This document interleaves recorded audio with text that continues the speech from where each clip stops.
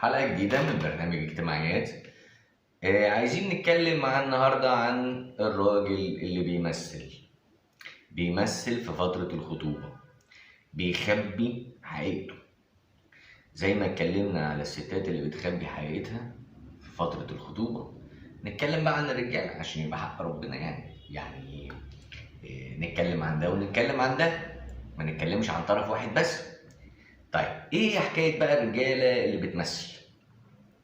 في راجل تلاقيه بقى ايه، هو بخيل، ما بيحبش يصرف، او هو حريص، عشان في فرق بين البخل والحرص.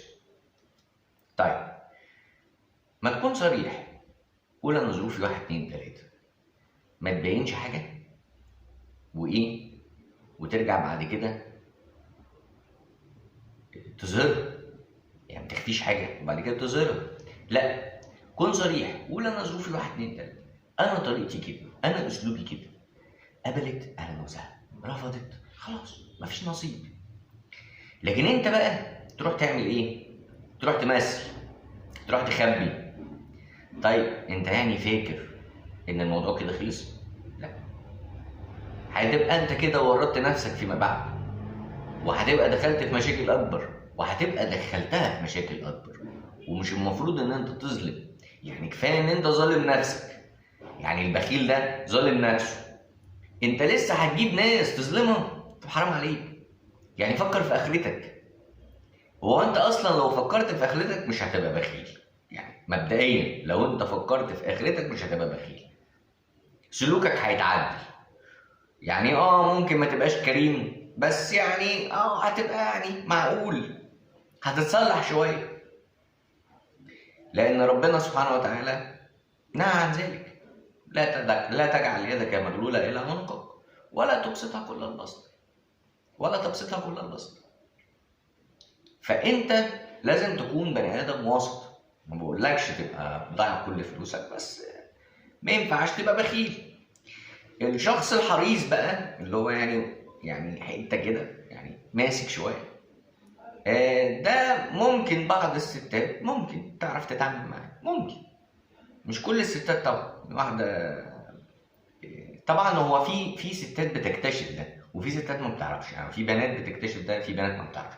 ليه؟ لسبب، لان في برضو بعض الناس بيبقى حدود المقابلات في الخطوبه قليله، فما بتقدرش تكتشفه. هو بيتعمد ان هو يخلي الوقت اللي بيتقابلوا فيه وقت قصير علشان ما يغلطش.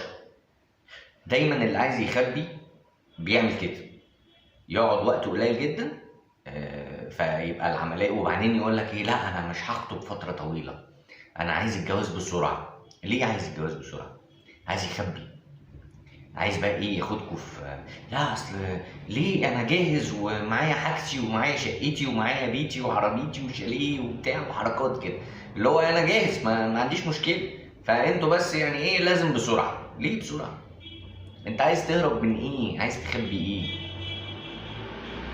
طبعا انا برضو مش مع ان الخطوبه تطول قوي، ومش مع انها تبقى قصيره قوي، بس برضو خير الامور الوسط.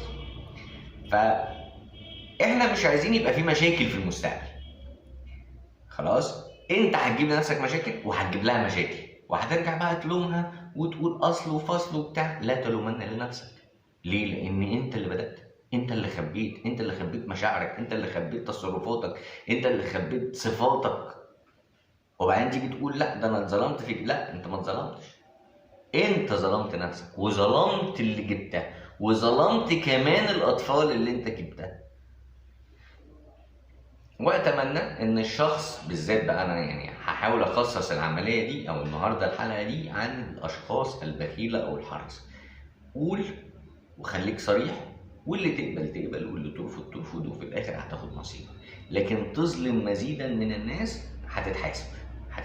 خلي بالك في اخره. الدنيا مش بس اللي انت عايشها دي، لا، انت بتعيش هنا علشان في الاخره ان شاء الله اما جايب حسنات او اللهم احفظنا جايب سيئات. واشوفكم على خير، ونتكلم عن اشخاص تانيين من اللي بيخبوا تصرفاتهم وصفاتهم. اشوفكم على خير، مع السلامه.